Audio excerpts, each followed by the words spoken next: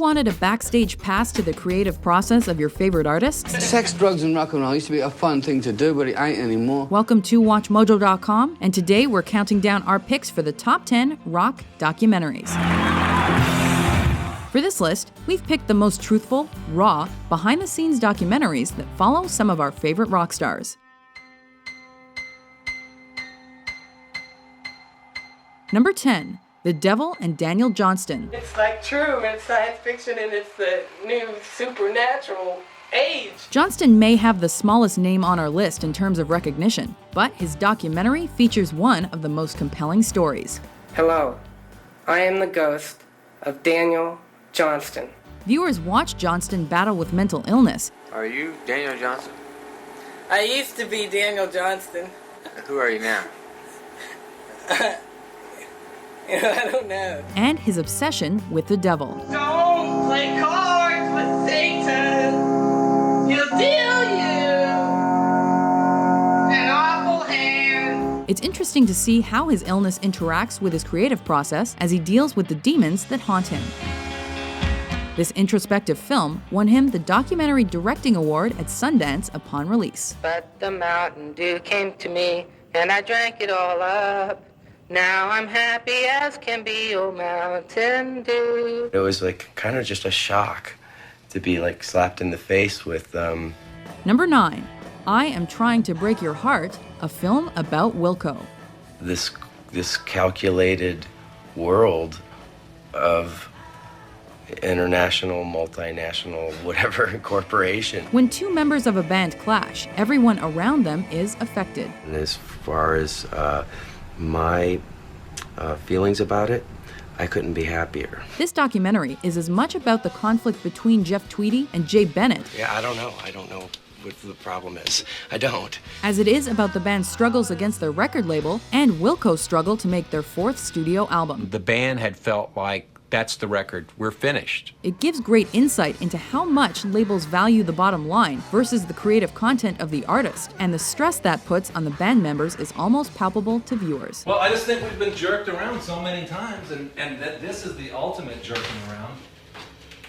You know, like this, like we're gonna drop you shit. So we're kind of excited, and Michael's coming today. There's the man. There's Michael. The man is here. Number 8. Michael Jackson's This Is It. Compiled of behind-the-scenes footage from Michael Jackson's final tour, this film was released after his untimely death, and fans flocked to see it. This is it. However, the footage wasn't originally meant to be released, and there was controversy over whether the studios did it to capitalize on his death. Demons squeal in sheer delight. It's you they spy, so plump, so bright. Regardless, This Is It is the highest-grossing rock documentary of all time, and proof that Jackson will always be the king of pop.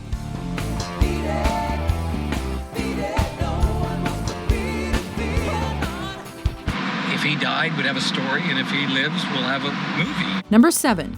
Fearless Freaks. There could be 15 people just hanging around the house, listening to records, smoking pot, living what to me is like a utopia. This doc traces the origins of the Flaming Lips, from their humble roots as a punk band in Oklahoma City. We thought of ourselves as being some sort of no-talent derivative of some kind of hillbillies gone punk version of The Who.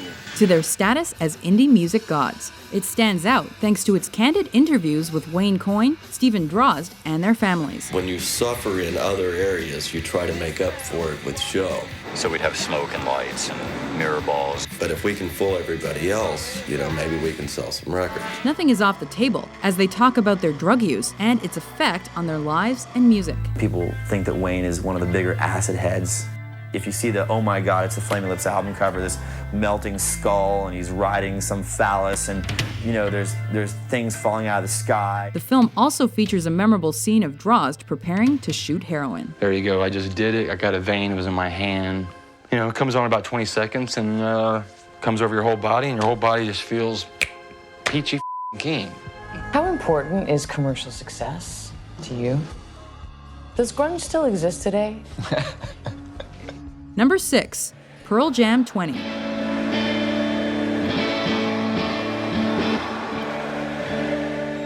Filmmaker Cameron Crowe uses his personal connection to the band's members to get honest insight into what it was like to be in the premier grunge band during their heyday in the 90s. Have you ever been scared while you were up on stage? Oh yeah, lots of times. Especially when our singer starts climbing up on the ceiling and like 50 feet above the stage and like over on a truss, you know, it's like, don't do that. The doc chronicles the band's birth after Mother Love Bone's breakup to the present day. What made you decide not to continue with Mother Love Bone and to form something totally different? And they saw me in a bra and that was it. And they said, we've got to have him. And investigates radical changes the music industry has been through by using Pearl Jam's battle with Ticketmaster as an example. The issue at hand here is whether Ticketmaster is a monopoly, not whether it would have anything to do with our business or what our relationship is with our manager. Let's just get it on the record. Bob Rain. Number 5, The Kids Are All Right. Director Keith Stein called this doc a hair-raising roller coaster ride.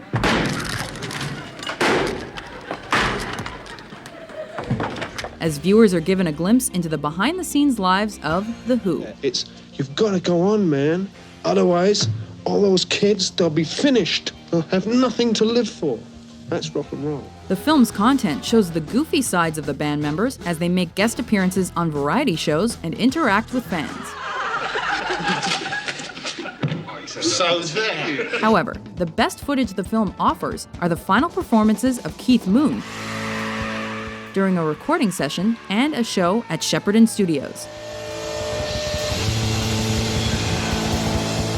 Anton was my friend and my enemy, the greatest inspiration, and ultimately, the greatest regret. Number 4, Dig. Get ready for a massive concussion of rock and roll with the Dandy Warhols. A doc known for its controversial portrayal of the feuding band members in the Dandy Warhols and the Bryan Jonestown Massacre. We don't want to be a dysfunctional family. We're responsible, much more responsible people. Dig creates a compelling story of the antics between the band's frontmen as they fought relentlessly with one another over the course of 8 years. I decided that the BJM house, the day after they threw a party, would be the perfect location for a Dandy Warhols photo shoot. Yeah, well, I didn't bother to warn the guys. Whether it's a completely true story or not, the film was a critical success, and it earned the filmmakers the Documentary Jury Prize at Sundance. This is one of my friend's bands that between us and a couple other bands, we're actually going to kick off a full musical revolution. You can play Russian roulette for 5 years and never get hurt, and then one time you pull the trigger and it's all over. Number 3, The Decline of Western Civilization Part 2, The Metal Years. Why do you drink, Chris? Because it makes me happy.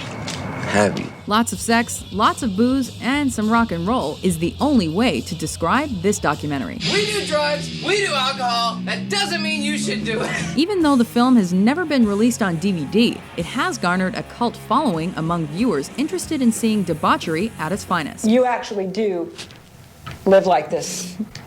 As often as I can. The film features some infamous scenes of bands like Aerosmith, Kiss, Megadeth, and Wasp overindulging. Jesus Christ, when we toured with Kiss, they were like monsters, man. Lines up of chicks outside their rooms every night, you know.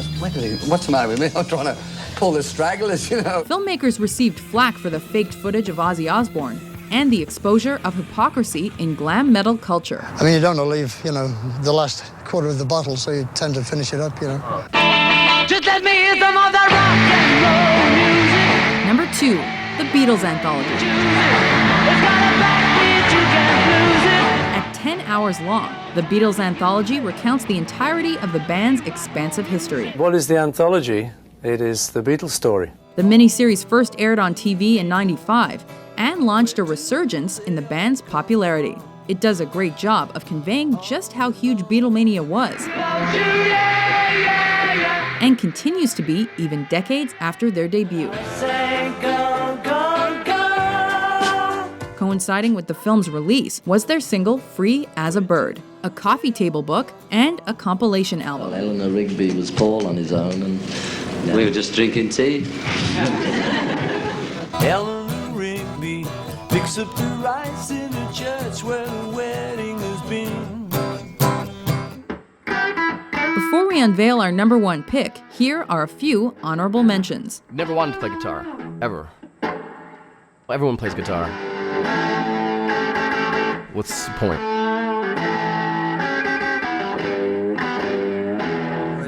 and we would just want to let people know that there should be a band on every block. There should be a nightclub on every other block and a record label on every other block after that. We had our own stream, and it wasn't the main one, but it was not too far away from the main one. I always like to consider us the world's most popular cult band. I had a reason for it a couple of days ago, which is the best one yet, which was the OK Computer is about everything being out of control. If Mick stands in front of the light for more than 18 seconds, he's going to burn. What do you mean, burn? He'll burn up. He'll get too hot. He'll burn up. You mean like flames and? No, he might catch on fire. Catch on fire. We can't do that. We cannot burn Mick. We cannot burn Mick Jagger. But Very you want simple. the effect. We want the effect, but we can't burn him. I was born very far from where I'm supposed to be, and so I'm on my way home. You know? Number 1. No Direction Home, Bob Dylan. An artistic genius and legend, Bob Dylan has managed to become equal parts man and myth. I had been told about him, this guy's a genius, and he writes these incredible songs. And sure enough, he's everything that they'd said he was. This doc offers perhaps the best glimpse into early Dylan as he tries to deal with the onslaught of fame and his unexpected success. Mr. Dylan, you seem very reluctant to talk about the fact that you're a popular entertainer, and you're a most popular entertainer. What do you want me to say? You want me to jump up and say hallelujah and crash the cameras and do something weird? It catches Dylan after his claim that he would retire from touring in the early 60s. Whether I knew it or didn't know it, I was looking to just quit for a while. The period in which he began to experiment with an electric sound that alienated his early fans.